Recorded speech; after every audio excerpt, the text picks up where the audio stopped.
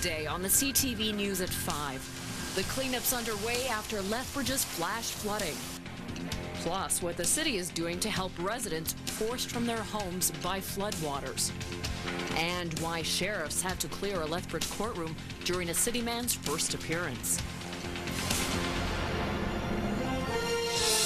CTV News with Jackie Scantlebury. Good afternoon. Floodwaters are slowly receding after a series of storms slammed southern Alberta on Canada Day. Lethbridge was one of the hardest hit areas. Underpasses were flooded and the storm and sewer systems overwhelmed. 35 millimeters of rain fell in about 45 minutes. A state of emergency has been lifted, but surveying the damage is just now finally beginning. CTV's KAELLA Carr has been covering the story. KAELLA, what can you tell us is the latest?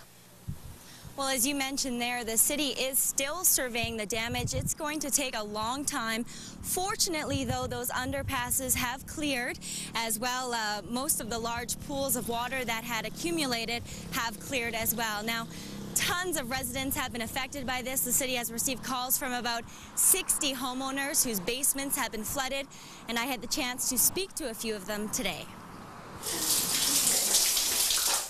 Jenny SECRIST recruited some friends to help remove the sopping wet carpet from her basement. She was taking a break from house renovations and celebrating Canada Day in Medicine Hat when she got the call to check her home for flooding. There was no furniture.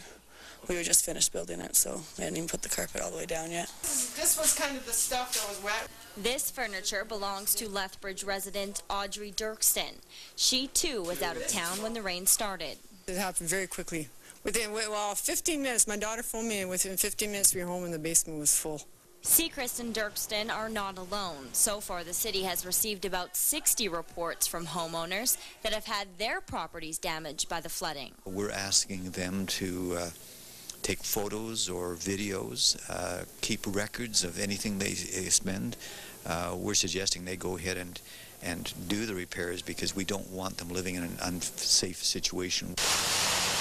The torrential downpour caused havoc in the city. Underpasses were flooded, vehicles submerged, and motorists stranded when 45 millimeters of rain dropped in less than 2 hours. It happened so fast. It was sort of overwhelming for many people, and a lot of people stepped up as residents, helping other residents, and strangers helping strangers was very good. The city is still surveying the aftermath, but estimates there's at least $2 million worth of residential damage. While homeowners continue to clean up, the city will be reviewing the stormwater detention system to see if improvements are needed so this sort of damage doesn't happen again. At least it's just water. Now, the University of Lethbridge did not escape the damage from the flooding. The post-secondary school's newest building, the First Choice Center for Health and Wellness, had to close their doors to the public. Now, most of the mess has been cleaned up of the building, but it remains closed to staff and students. The Wellness Center offers summer camps for children, a gym, climbing wall, and indoor track. School officials tell me it could have been a lot worse. The damage that we could have had didn't happen, so it's just a matter of drying out some mats, and we took off some panels to see if there's any damage behind the wall. There wasn't, so we got pretty lucky.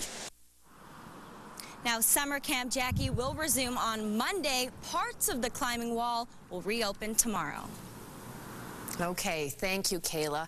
The city still doesn't have a damage total on the infrastructure damage from the city.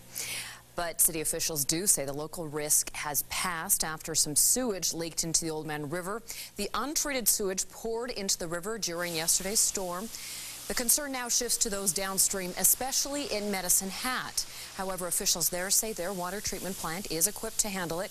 Still, those in Lethbridge should be cautious when swimming or boating in the river.